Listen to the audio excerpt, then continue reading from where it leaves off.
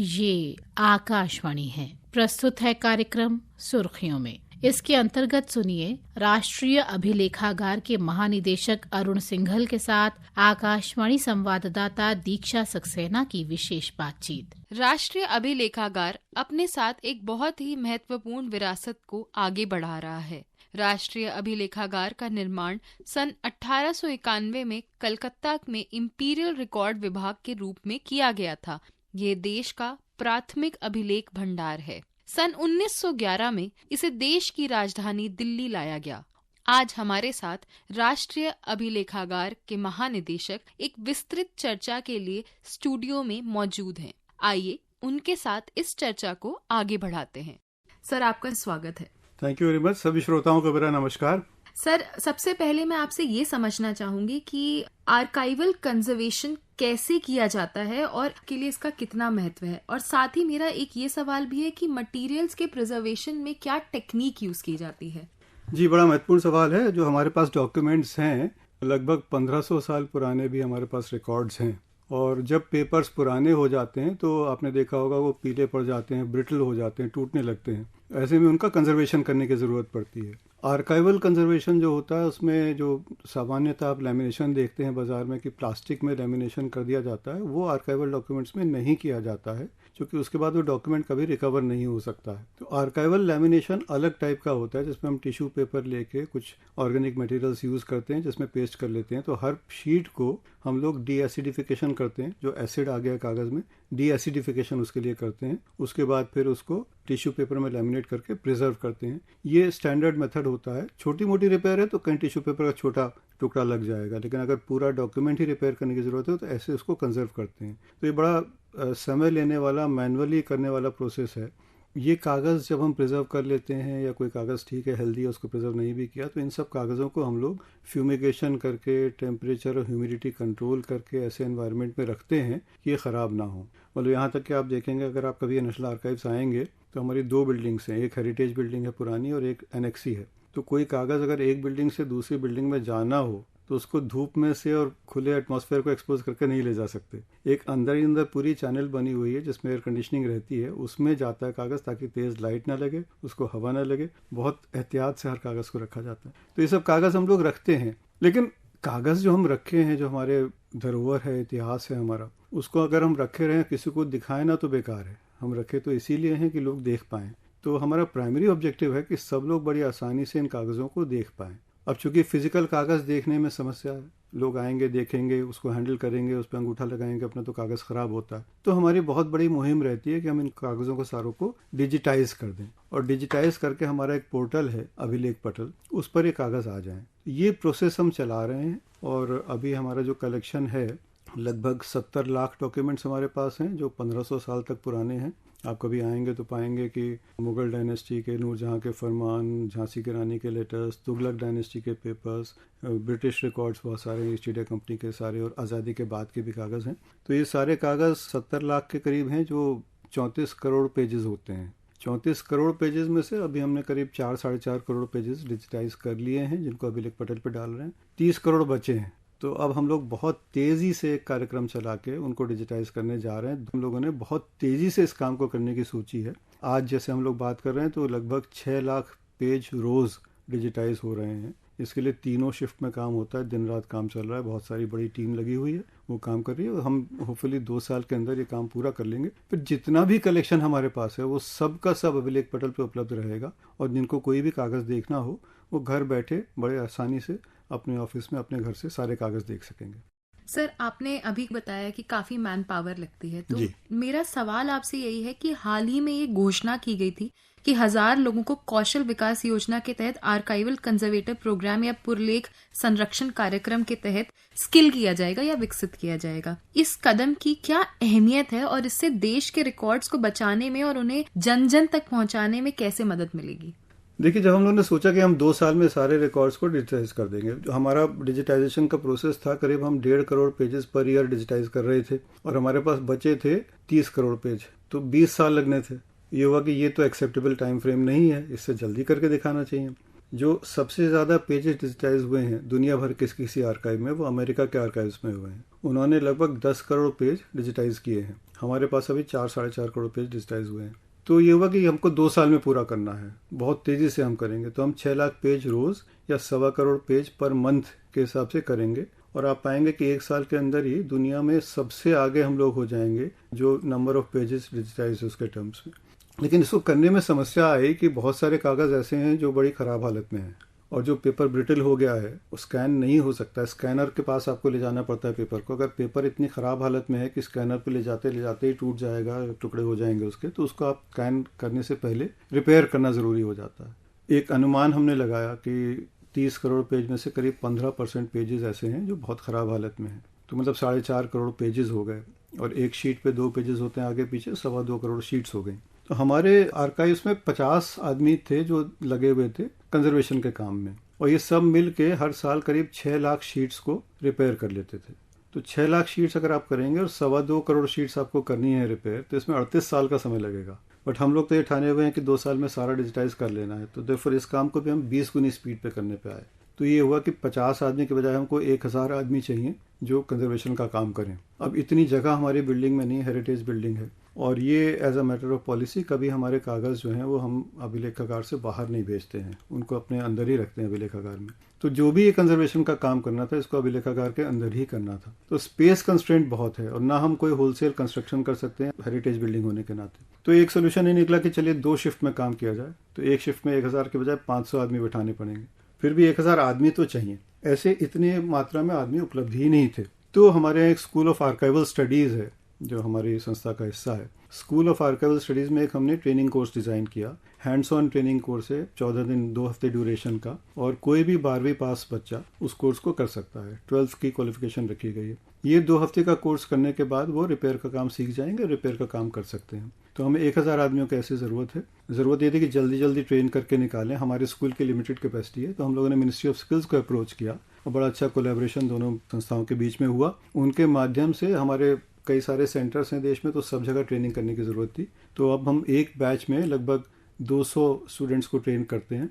एक बैच निकल गया, अगला बैच अब शुरू हो रहा है। इस तरह से करके हम 1000 लोगों को ट्रेन कर लेंगे, और आगे भी जो ज़रूरत पड़ेगी ट्रेन करते रहेंगे। तो बड़ा अच्छा एक विन विन सिचुएशन हो गई कि हम बच्चों को केवल 2 हफ्ते की ट्रेनिंग देके 2 साल के लिए उनको गेनफुली एम्प्लॉयड करा देंगे, और अच्छा खासा पैसा, मतलब 15,000 से 20,000 रुपये महीना के बीच में उनको मिल जाएगा। तो जो यूथ इंटरेस्टेड हैं वो इस काम को कर सकते हैं। तो जहाँ उनकी स्किल्स डेवलपमेंट मिनिस्ट्री के ऑब्जेक्टिव्स हैं कि हम स्किलिंग करेंगे, वहाँ हमारी रिक्वायरमेंट थी।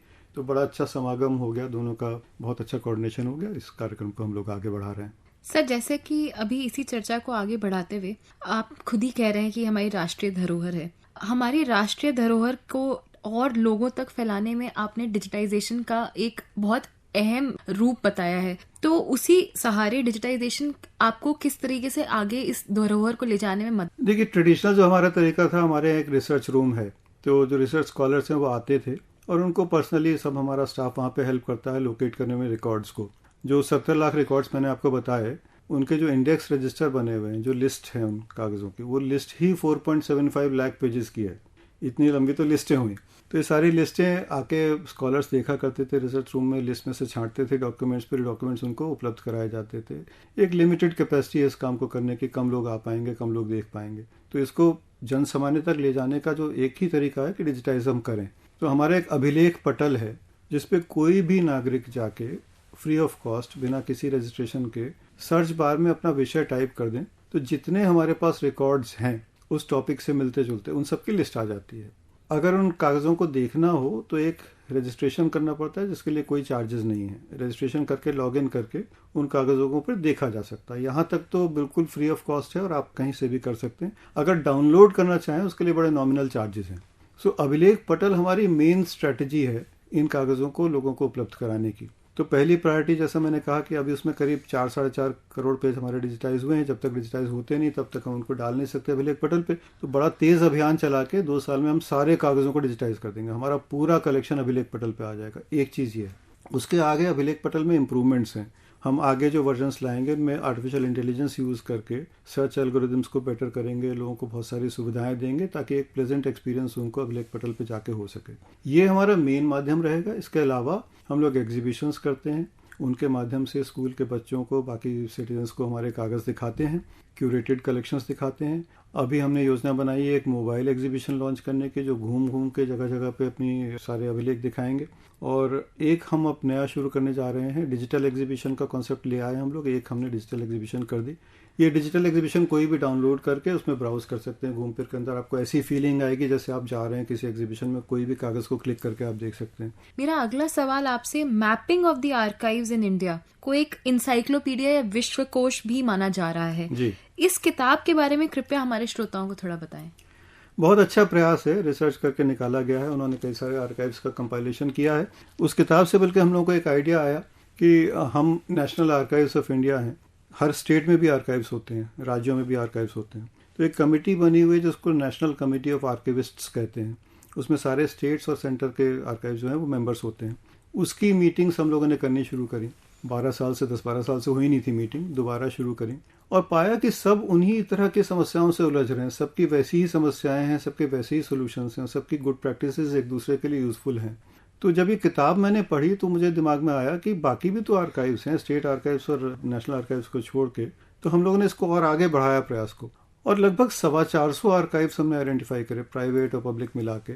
और फिर हमने एक आर्काइव्स इन इंडिया ऑनलाइन करके संस्था गठित करी है। उसका उद्देश्य यह है कि जितने भी आर्काइव्स हैं, मान लीजिए कोई प्राइवेट आर्काइव है, उन्होंने कोई बहुत अच्छा काम किया आर्काइविंग में, तो वो अपना बेस्ट प्रैक्टिसेस के तौर पे उसको प्रेजेंट कर सकते हैं, सब लोग सीख सकते हैं उनसे। या अगर हमने कोई अच्छा काम किया तो हमसे लोग सीख सकते हैं। या स्टैंडर्ड सेट करने की बात है। जैसे आइडियली हम ये चाहेंगे कि जितने आर्काइव्स हैं, 450 आर्काइव्स हैं, जब आप कोई सर्च करते हैं जाके किसी विषय पे, तो सारे 450 आर्काइव्स के रिजल्ट थ्रो अप हो जाने चाहिए। अगर मान लीजिए कोई रजा लाइब्रेरी में कागज़ है वो भी दिख जाना चाहिए, एएमयू में कोई कागज़ है वो भी दिख जाना चाहिए, बीएचयू में कोई है वो भी दिख जाना चाहिए, सारे दिख जाने चाहिए। इसके लिए आपको सबका मेटा डेटा स्टैंडर्डाइज करना पड़ेगा, कॉमन सर्च के प्रावधान करने पड़ेंगे, एक से कुछ सारे सॉफ्टवेयर जो है उनको आपस में बात करनी पड़ेगी, कुछ स्टैंडर्डाइजेशन की ज़रूरत पड़ेगी। तो एआईओ में जो पहली मीटिंग हम लोगों ने करी, अच्छा रिस्पांस आया। ये भी चर्चा हुई कि हम कुछ स्टैंडर्ड्स ऐसे डिज़ाइन करें कि कॉमन सर्च हो सके। आपने एक जगह सर्च किया, सबके रिजल्ट दिखाई दे जाए, कितना अच्छा होगा, नागरिक के लिए कितनी सुविधा होगी। तो इस तरह की चीज़ों पर हम लोगों ने अब सोचना शुरू किया है। इस किताब से ये फ़ायदा हुआ।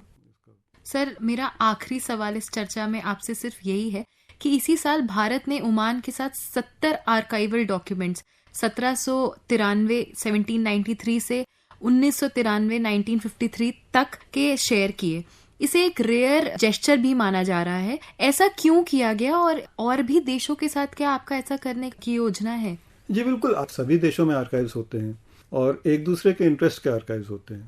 जैसे जब ब्रिटिश शासन था उस समय इंडिया से बहुत सारे देशों का कामकाज होता था। तो हमारे पास फाइलें हैं पूरे अरब देशों की, बहुत सारे और देशों की फाइलें ऐसी हैं जो कुछ फैसले यहाँ लिए गए उन पे लागू होते थे। तो बाकी लोगों के इंटरेस्ट के बहुत सारे डॉक्यूमेंट्स हमारे पास हैं। इसी तरह से हमारे इंटरेस्ट के कुछ डॉक्यूमेंट्स दूसरी जगह निकल आते हैं। अभी उदाहरण के लिए जो हमारे जो प्राग में एम्बेसडर हैं, उन्होंने बताया कि कुछ सुभाष चंद्र बोस के मुतालिक डॉक्यूमेंट्स चेक आर्काइव्स में हैं और उनकी कॉपी उन्होंने हासिल करी। अब उनको शेयर करने के लिए उनको हम लेने के लिए प्रयास कर रहे हैं। तो कई सारे देशों से ऐसी बातचीत चलती रहती है कि जो डॉक्यूमेंट्स हमारे पास उनके इंटरेस्ट के हैं और उनके पास जो हमारे इंटरेस्ट के डॉक्यूमेंट्स हैं उनको शेयर किया जाए और आर्काइव्स के बीच में कोऑपरेशन के लिए एग्रीमेंट साइन होते हैं। इसी सिलसिले में हम लोग ओमान गए थे और वहाँ बातचीत हुई उनके आर्काइव्स के अधिकारियों से। तो जब गए थे तो ये बात आई कि बहुत सारे नागरिक ऐसे हैं जो 200-250 साल से परिवार रह रहे हैं ओमान में, इंडियन ओरिजिन के परिवार हैं। और चूंकि 250 साल से वहाँ उनके कई जनरेशन्स हो गए तो उनकी फैमिली में बहुत सारे डॉक्यूमेंट्स हैं जिनमें पुराने रिकॉर्ड्स हैं कि कैसे ट्रेड शुरू हुआ, उस समय